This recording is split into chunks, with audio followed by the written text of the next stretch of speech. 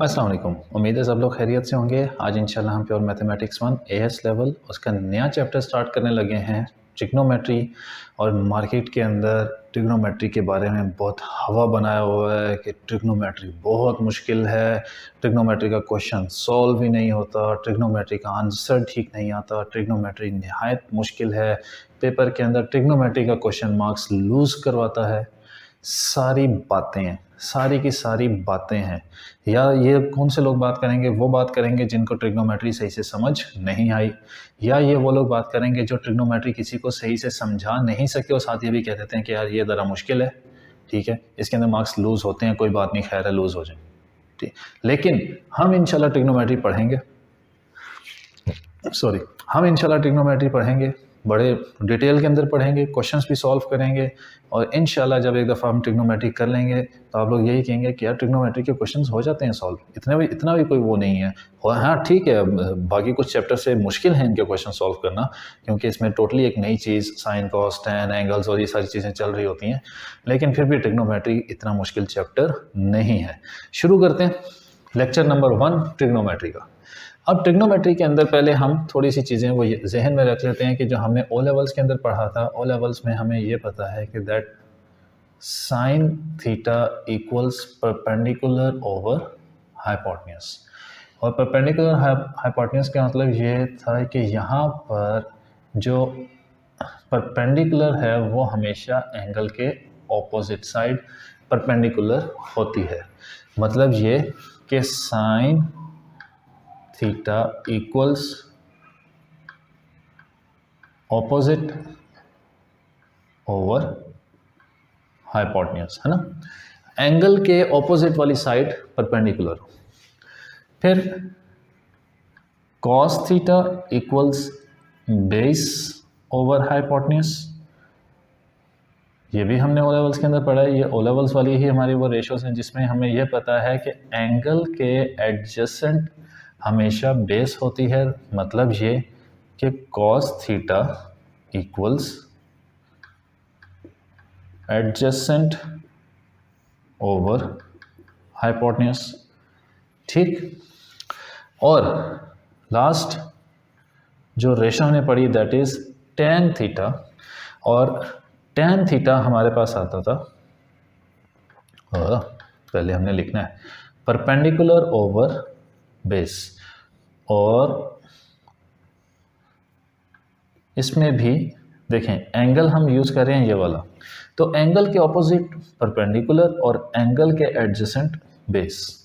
अगर हम एंगल ऊपर वाला यूज़ करेंगे तो ये बेस बन जाएगी, ये हमारे पास परपेंडिकुलर बन जाएगा। तो दैट मीन्स कि tan theta equals opposite over adjacent, ठीक है। तो ये हमारे पास जो रेशोज जो हमने पढ़ी थी, ये हमने ओ लेवल्स के अंदर पढ़ी थी। Sine theta equals perpendicular over hypotenuse, और cos theta equals base over hypotenuse, और tan theta equals perpendicular over hypotenuse. और इसके लिए हमने एक सेंटेंस भी बचपन में कहीं याद किया हुआ है, वो अभी तक चलता आ रहा है, some people have curly brown hairs through proper brushes. आप वो भी यूज़ कर सकते हैं, ठीक हो गया। अब हम आते हैं यहाँ से आगे इसी चीज़ को लेके। देखें हमारे पास पहले शुरू में जो क्वेश्चंस आएंगे ना, ऐसे क्वेश्चंस जो हैं वो अभी हम जो एएस के अंदर कर रहे हैं उसमें भी पेपर में भी आ सकते हैं, और हम उसी तरह के क्वेश्चंस को हम A2 के अंदर भी देखेंगे। क्वेश्चन क्या है पहला, अभी हम इन्हीं के ऊपर रहते हुए बात कर रहे हैं। क्वेश्चन ये है दैट, एक हमारे पास example question, given that sine theta equals perpendicular और हाइपोटेन्यूज 4/5। साइन थीटा क्या है हमारे पास 4/5, और वो ये कह रहे हैं फाइंड, मैं नीचे लिख लेता हूं, find the exact value of number 1 cos theta, number 2 tan theta. हमें यह पता है कि हमारे पास साइन थीटा की वैल्यू क्या है 4/5 और find the exact value of cos theta और टैन थीटा। ये क्वेश्चन इसी तरह पेपर के अंदर आता है कई बार, जब आप इस तरह आएगा ना इसी तरह आएगा और यही कहेंगे फाइंड द एग्जैक्ट वैल्यू। आप कहेंगे सर कैलकुलेटर है तो हम कैलकुलेटर को यूज़ करके करें, नहीं आपने कैलकुलेटर को यूज़ नहीं करना, आप कैलकुलेटर को यूज़ करेंगे तो एग्जैक्ट वैल्यू फाइंड नहीं कर सकेंगे। हमने यहाँ पे क्या करना है, देखें साइन थीटा इक्वल्स 4/5 है ना। साइन थीटा का मतलब क्या है, परपेंडिकुलर ओवर हाइपोटेन्यूज। तो इसका मतलब ये है कि ये जो 4/5 है this is perpendicular over hypotenuse, कि जो 4 वैल्यू है वो किसकी है, परपेंडिकुलर की, जो 5 वैल्यू है वो किसकी है, हाइपोटेन्यूज की, है ना। तो हम क्या करते हैं, हम पहले एक ट्राइंगल बनाते हैं। आपने ट्राइंगल बनाना है, एक 90 डिग्रीज का ट्राइंगल, जिसमें एक एंगल आपने ले लिया दिस इज थीटा, एंगल के ऑपोजिट परपेंडिकुलर विच इज 4, और यहाँ पे ये है हमारे पास हाइपोटेन्यूज विच इज 5। अब क्या हम h² equals p² plus b² को यूज करके बेस फाइंड कर सकते हैं। h² है 5, h है 5, p है 4। तो जब इसको सॉल्व करेंगे ना, तो मैं अभी सॉल्व नहीं कर रहा, सॉल्व करेंगे तो b की वैल्यू आ जाएगी आपके पास 3, h की जगह 5 पुट किया, p की जगह हमने 4 पुट किया, और बेस हमारे पास आंसर आ जाएगा 3। तो बेस क्या आ गई हमारे पास 3। अब हम बड़ी आसानी से कॉस थीटा और टैन थीटा की वैल्यूज़ फाइंड कर सकते हैं। कैसे, हमें ये पता है that cos theta is base over hypotenuse. Cos theta क्या होता है, बेस ओवर हाइपोटेन्यूज। तो इसका मतलब बेस क्या है 3, हाइपोटेन्यूज है 5। लो भाई आ गया आंसर, एग्जैक्ट वैल्यू आ गई कॉस थीटा की, क्या 3/5। इसी तरह अगर हमने फाइंड करनी है वैल्यू किसकी, टैन थीटा की, तो टैन थीटा क्या होता है, परपेंडिकुलर ओवर बेस। तो परपेंडिकुलर क्या है इस ट्राइंगल के अंदर 4, तो ये हमारे पास आ गया 4, बेस क्या है 3, 4/3 एग्जैक्ट वैल्यू आ गई किसकी, टैन थीटा की। कुछ मुश्किल था इसमें, नहीं सॉरी। इसी तरह अगर एक और क्वेश्चन हम करते हैं इसी का, कि given that cos theta is 5/13, find the exact value of, मैं सारी चीज लिख नहीं रहा, किसकी फाइंड करनी है, साइन थीटा और tan theta. Exact value find करनी है किसकी, साइन थीटा की और टैन थीटा की। अब देखें हमारे पास क्या है, हमने ट्राइंगल बनाया,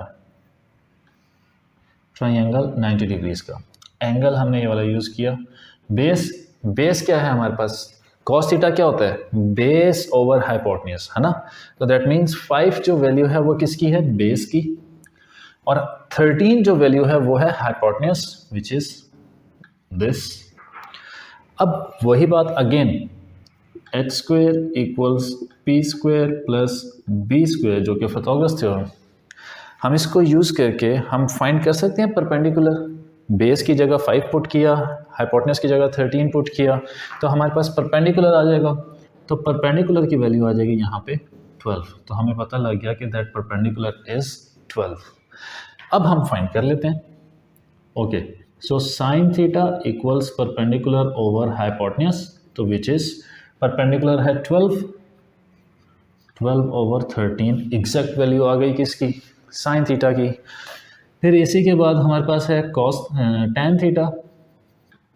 टैन थीटा हमारे पास होता है परपेंडिकुलर ओवर बेस, तो परपेंडिकुलर है 12, बेस है हमारे पास 5, एग्जैक्ट वैल्यू आ गई हमारे पास टैन थीटा की भी। कुछ मुश्किल नहीं, मुश्किल। अब हमारे पास, हम आगे जाने से पहले हम एक 2 आइडेंटिटीज़, एएस के अंदर हमारे पास 2 आइडेंटिटीज़ हैं, ठीक है। नॉर्मली अगर आप बुक के अंदर देखेंगे तो वो बुक में आगे जाकर आएंगे, लेकिन क्योंकि अभी हमने ये वाले क्वेश्चन स्टार्ट किए हैं तो इस तरह के क्वेश्चंस के लिए भी वो आइडेंटिटी समटाइम यूज़ करनी पड़ जाती हैं। जिसमें पहली आइडेंटिटी, एक आइडेंटिटी अभी पहले बता रहा हूँ, वो है हमारे पास दैट tan थीटा इक्वल्स, बल्कि हम कैसे फिगर आउट करते हैं ये पहले बता देता हूँ। देखें, हमारे पास है साइन थीटा। साइन थीटा होता है परपेंडिकुलर ओवर हाइपोटेन्यूज। अगर मैं इसको डिवाइड कर दूं कॉस थीटा से, ठीक है, तो कॉस थीटा क्या होता है, ये भी डिवाइड हो गया base over hypotenuse, perpendicular over hypotenuse और बेस ओवर हाइपोटेन्यूज। तो हाइपोटेन्यूज हाइपोटेन्यूज कैंसिल हो गया, sine theta over cos theta हमारे पास किसके इक्वल आ गया, परपेंडिकुलर ओवर बेस के, है ना। अब परपेंडिकुलर ओवर बेस किसकी वैल्यू है, tan थीटा की। तो perpendicular over base means sine theta over cos theta equals tan theta, क्योंकि परपेंडिकुलर ओवर बेस किसकी वैल्यू थी, tan थीटा की। तो इस तरह हमारे पास क्या आ गया, tan थीटा। तो ये पता लग गया हमें कि tan थीटा को हम sine theta over cos theta भी लिख सकते हैं। सही है, साइन tan थीटा को हम साइन थीटा और कॉस थीटा भी लिख सकते हैं। फिर अब हमारे पास क्या है, हमारे पास फिथागोरस थ्योरम था। फिथागोरस थ्योरम है h square equals P square plus B square. इसमें हमारे पास हाइपोटेन्यूज, परपेंडिकुलर और बेस। इस इक्वेशन में से मैंने हाइपोटेन्यूज को 1 बनाना है किसी तरह। अगर मैं हाइपोटेन्यूज को 1 बनाना चाहता हूं तो मैं क्या करूंगा, मैं हाइपोटेन्यूज को डिवाइड कर दूंगा, हाइपोटेन्यूज स्क्वायर को डिवाइड बाय हाइपोटेन्यूज स्क्वायर। अब h स्क्वायर को h स्क्वायर से डिवाइड कर दिया, क्या हम इस तरह तो कर नहीं सकते ना कि इक्वेशन की सिर्फ एक साइड पे डिवाइड कर दें अपनी मर्जी से। अगर हम अपनी मर्जी से कोई भी चीज़ ऐड करें वो पूरी इक्वेशन में ऐड करनी पड़ती है। तो हमने यहाँ पे भी ऐड कर दिया h स्क्वायर, हमने यहाँ पे भी ऐड कर दिया h स्क्वायर। अब h स्क्वायर कैंसिल होके ये तो 1 बन गया। परपेंडिकुलर ओवर हाइपोटेन्यूज क्या होता है, परपेंडिकुलर ओवर हाइपोटेन्यूज होता है साइन, और अगर इनका स्क्वायर चल रहा है तो ये क्या हो जाएगा, साइन स्क्वायर थीटा। ये बन गया साइन स्क्वायर थीटा। प्लस इसी तरह बेस ओवर हाइपोटेन्यूज क्या होता है, बेस ओवर हाइपोटेन्यूज होता है कॉस। तो इनका भी स्क्वायर चल रहा है तो ये बन गया कॉस स्क्वायर थीटा। तो हमारे पास जो दूसरी आइडेंटिटी है वो बनती है sine square theta plus cos square theta equals 1। ठीक है। और एक चीज़ और याद रखिएगा कि कभी भी हम जो स्क्वायर होता है ना, वो स्क्वायर थीटा के ऊपर नहीं लगाते, जो रेशो होती है उसके ऊपर लिखते हैं। स्क्वायर है या क्यूब है या कॉट पावर 4 है, जैसा यहाँ पे साइन स्क्वायर थीटा मैंने लिखा है, मैंने साइन थीटा स्क्वायर नहीं लिखा, वो चीज़ हम नहीं करते और इसको हम रीड भी ऐसे ही करते हैं, sine square theta cos square theta. अब अच्छा, इनको हम कैसे यूज़ करेंगे, मैं यहीं पे ये वाली जो पहली ये जो दूसरी वाली वैल्यू थी ना जिसके अंदर हमने कहा कि कॉस थीटा, इसी को कंटिन्यू करवा रहा हूँ यहाँ पे क्वेश्चन कि कॉस थीटा की वैल्यू है 5/13 और हमारे पास यहाँ पर ये ट्रायंगल हमने बनाया जहाँ पे हमने वैल्यूज ट्रायंगल की पूरी कर ली। अब आपने वैल्यू फाइंड करनी है, एक आपको वो क्या देते हैं, find the value of sine theta over cos theta, और दूसरा वैल्यू फाइंड करो, एग्जैक्ट वैल्यू फाइंड करो cos theta over sine theta. तो पहले पे आते हैं, देखें हमें ये पता है कि sine theta over cos theta क्या बनता है, tan थीटा। तो मैंने sine theta over cos theta को लिख दिया tan थीटा। अब मैं इसको सॉल्व कर लूँगा, I know tan theta is perpendicular over base, तो इस ट्रायंगल के मुताबिक परपेंडिकुलर है 12 और बेस है 5। और जो हमारे पास ये है cos theta over sine theta, sine theta over cos theta तो हमारे पास बनता है tan थीटा।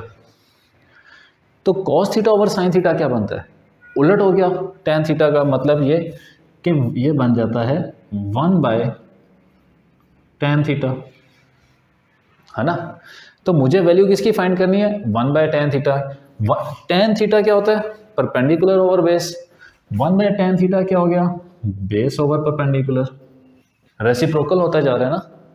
तो बेस ओवर परपेंडिकुलर का मतलब क्या है, अब जब परपेंडिकुलर ओवर बेस था तो 12/5, बेस ओवर परपेंडिकुलर हो गया 5/12।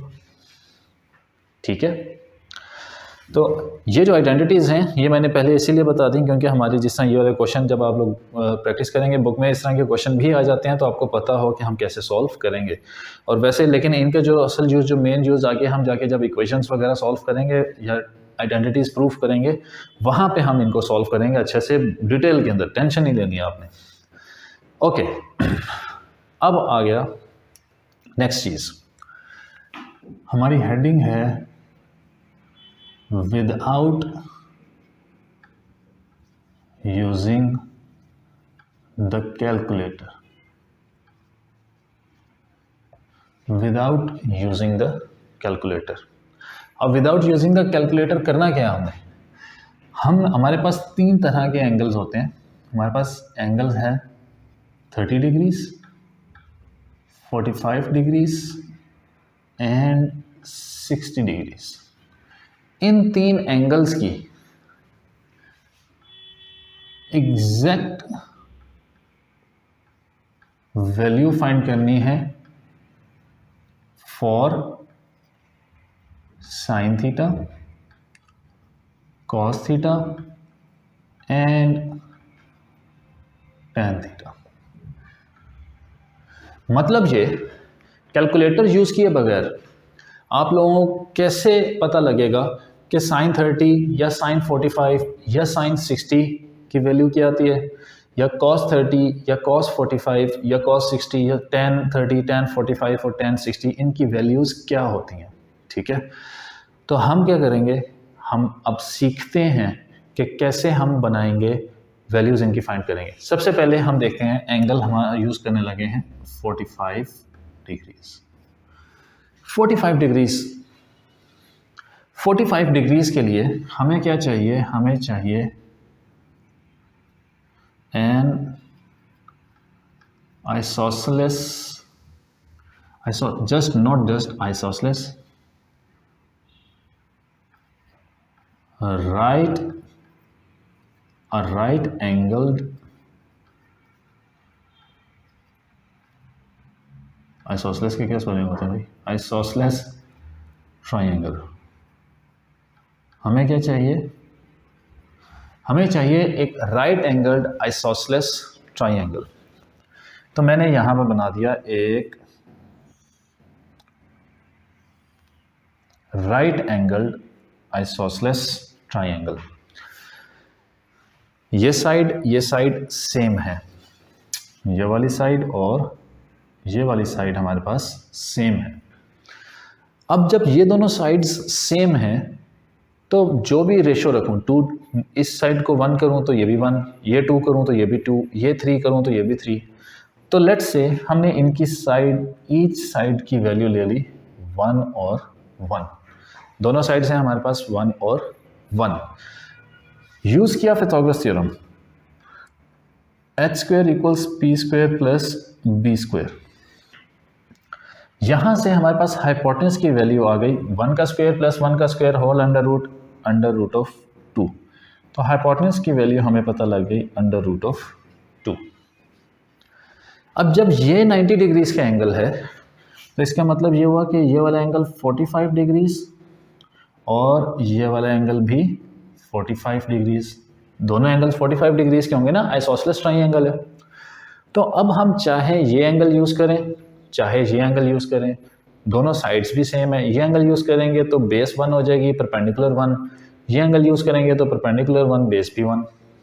ठीक है, हमने फाइंड करनी है वैल्यू किसकी, साइन 45 डिग्रीज की। साइन 45 ये एंगल यूज़ कर लो या ये यूज़ कर लो, बात है कि है। अब साइन क्या होता है, परपेंडिकुलर ओवर हाइपोटेन्यूज। यहां पे परपेंडिकुलर क्या है 1, हाइपोटेन्यूज क्या है, अंडर रूट ऑफ 2। तो साइन 45 का आंसर आ गया, एग्जैक्ट आंसर क्या होता है 1 बाय अंडर रूट ऑफ 2। फिर cos 45 इक्वल्स, चाहे ये एंगल यूज कर लो चाहे ये एंगल यूज कर लो, cos 45, cos क्या होता है बेस ओवर हाइपोटेन्यूज। तो हमारे पास बेस क्या है 1, ये एंगल यूज करेंगे तो भी बेस 1 और hypotenuse under root of 2। cos 45 पे भी आंसर आ गया 1 by under root of 2। Last tan 45, तो tan 45, tan क्या होता है perpendicular over base, perpendicular over base या परपेंडिकुलर ओवर बेस, तो विच इज 1 ओवर 1, 1 बाय 1, तो tan 45 का आंसर आता है 1। तो कैसे हमने बहुत आसान तरीके से कैलकुलेटर यूज़ किए बगैर sin 45, cos 45 और tan 45 का आंसर निकाल लिया। आप लोग चाहें तो कैलकुलेटर पे अपनी ये वाली वैल्यूज़ चेक भी कर सकते हैं, ठीक है। हमारे पास sin 45 भी आ गया, cos 45 भी आ गया और tan 45 भी आ गया। और इसके लिए हमने कौन सा ट्राइंगल यूज़ किया, हमने ट्राइंगल यूज़ किया एक right angled isosceles triangle, 45 degrees के एंगल की वैल्यूज़ फाइंड करने के लिए।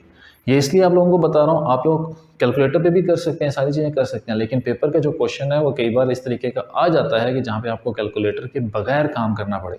और अगर कभी आप भूल जाएं कि यार sin 45 1 बाय रूट 2 होता है, cos 45 1 बाय रूट 2 होता है, tan 45 का आंसर 1 होता है, तो फिर आप कैसे फाइंड करेंगे उस टाइम पे एग्ज़ाम के दौरान? आप चुप करके क्या करेंगे, ये ट्राइंगल बना लेंगे। नेक्स्ट, अब हमारे पास एंगल्स रह गए कौन से, 30 डिग्रीज और 45 डिग्रीज। हम एक ही ट्राइंगल में से 30 डिग्रीज एंड 45 डिग्रीज के एंगल फाइंड करेंगे। इसके लिए हमें क्या चाहिए, हमें इसके लिए चाहिए an equilateral triangle of side 2 units each. Her side जो है वो कितने यूनिट्स की हो, 2। अब चाहिए क्या, एक इक्विलेटरल ट्राइंगल। हम एक इक्विलेटरल ट्राइंगल बनाते हैं यहाँ पे।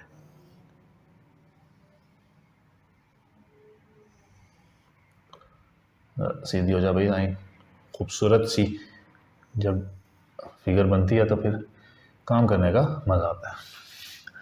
इक्विलेटरल ट्राइंगल जिसकी सारी साइड्स क्या हैं 2, 2 और 2। अब जो इक्विलेटरल ट्राइंगल होता है उसके सारे एंगल्स क्या होते हैं 60 डिग्रीज, 60 डिग्रीज और ये भी 60 डिग्रीज, ठीक है। हमने इक्विलेटरल ट्राइंगल बनाया जिसकी सारी साइड्स क्या हैं 2, 2, 2 और एंगल्स 60, 60, 60। हम क्या करेंगे, हम इस इक्विलेटरल ट्राइंगल को सेंटर से करेंगे हाफ। हमें यह पता है कि जब भी हम इक्विलेटरल ट्राइंगल को सेंटर से हाफ करते हैं तो वो दो इक्वल राइट एंगल ट्राइंगल्स बन जाते हैं, है ना। अब जब ये दो राइट एंगल ट्राइंगल्स बन गए तो इसका मतलब क्या हुआ, ये जो एंगल है ये भी हाफ होके ये 30 डिग्रीज हो गया, ये वाला एंगल भी 30 डिग्रीज हो गया। तो ये जो साइड है यहाँ से लेके यहाँ तक ये 1 हो गई और ये वाली साइड भी 1 हो गई। अब हमें सारी चीज़ें पता हैं, लेकिन ये जो अंदर वाला राइट एंगल ट्राइंगल बना इसकी परपेंडिकुलर की वैल्यू हमें नहीं पता। ये बेस 1 हाइपोटेन्यूज परपेंडिकुलर मतलब जो हाइट है हमें नहीं पता। तो हम क्या करेंगे, हम h² equals p² plus b²। Hypotenuse का स्क्वायर विच इज़ 2 का स्क्वायर है 4, परपेंडिकुलर हमें फाइंड करना है p² प्लस b², 1 का स्क्वायर इज़ 1। तो यहाँ पे परपेंडिकुलर की वैल्यू आ जाती है अंडर रूट ऑफ 3। तो हमें ये पता लग गया कि हमारे पास ये जो हाइट है इसकी वैल्यू है अंडर रूट ऑफ 3। अब आप कोई सा भी ट्राइंगल यूज़ कर लें, लेफ्ट साइड वाला ट्राइंगल यूज़ कर लें, राइट साइड वाला ट्राइंगल यूज़ कर लें, या सिर्फ एक ये ट्राइंगल करके वो ख़त्म कर दें। तो हमारे पास अब हम वैल्यूज़ फाइंड कर लेंगे 30 डिग्रीज़ के लिए भी और 60 डिग्रीज़ के लिए भी। हमने फाइंड करनी है साइन 30। अब साइन 30 का हमेशा आंसर आता है 1/2। हमें याद हो गया प्रैक्टिस कर करके कि साइन 30 इज़ 1/2। देखते हैं कि 1/2 आता है कि नहीं। साइन 30 डिग्रीज़ का एंगल के ऑपोजिट परपेंडिकुलर, क्योंकि साइन क्या होता है, परपेंडिकुलर ओवर हाइपोटेन्यूज। तो 30 डिग्रीज़ के ऑपोजिट परपेंडिकुलर और परपेंडिकुलर ओवर हाइपोटेन्यूज। परपेंडिकुलर है हमारे पास 1, हाइपोटेन्यूज है हमारे पास 2। तो साइन 30 का आंसर आ गया हमारे पास 1/2। फिर cos 30, अब यह है 30 के एडजेसेंट जो साइड है वो दैट इज बेस। cos होता है बेस ओवर हाइपोटेन्यूज, हमने लिखा हुआ है। तो under root of 3 divide by hypotenuse क्या है 2, अंडर रूट ऑफ 3/2। tan 30 क्या होता है, tan होता है परपेंडिकुलर ओवर बेस। अब ये 30 के opposite side perpendicular over base, तो ये हमारे पास आ जाता है 1/√3। ठीक है, 1/√3। साइन 30 का आंसर आ गया 1/2, cos 30 का आंसर आ गया √3/2, tan 30 का आंसर आ गया √1/√3। और यहाँ पे आप लोगों को एक रट्टा भी लगवाता हूँ, देखें रट्टा क्या, वो आप लोगों को समझ भी आ जाएगी। 45 डिग्री का एंगल था ना, तो साइन 45 और cos 45 दोनों की वैल्यू बराबर थी। ये मिडल पॉइंट, इनका मीटअप था। अब जब हम वैल्यू एंगल की इंक्रीज करते हैं, कहाँ से, 45 से 90 की तरफ इंक्रीज करते हैं, ठीक है। या पहले हम डिक्रीज को देख लेते हैं। जब हम वैल्यू डिक्रीज करते हैं तो हमारे पास साइन की जो वैल्यू है वो कम होती जाती है, कॉस की वैल्यू बढ़ती जाती है। और जब हम 45 से एंगल को हम इंक्रीज करते हैं, मतलब 45 से 50 पे गए, 60 पे गए, 70 पे गए, तो साइन की वैल्यू इंक्रीज करती है और कॉस की वैल्यू डिक्रीज करती है। तो इसका मतलब ये होगा कि जब हम साइन 60 फाइंड करेंगे ना, तो आंसर 3/2 आना चाहिए, और कॉस 60 फाइंड करेंगे तो आंसर 1/2 आएगा। देखते हैं, हमारे पास है साइन 60। ये वैसे ही मैं आप लोगों को एक चीज़ वगैरह ना एक हैक बता रहा हूँ मैं आपको, वैसे और कोई चक्कर नहीं है। हमारे पास जब ट्राइंगल है तो हम यहाँ से फाइंड कर लेंगे। साइन 60 के ऑपोजिट क्या है, perpendicular, which is √3 divide by hypotenuse क्या है 2, वही चीज़ आ गई। जो cos 30 की वैल्यू है वो sin 60 की वैल्यू, तो इसका मतलब जो sin 30 की वैल्यू है वो cos 60 की होनी चाहिए। देखते हैं, cos 60 के adjacent base which is 1 over hypotenuse 2, तो cos 60 की वही आंसर आ गया। अब हमारे पास चीज़ आ जाती है tan 30 और tan 60। tan 30 हमने फाइंड कर लिया है, हम फाइंड करने लगे हैं tan 60।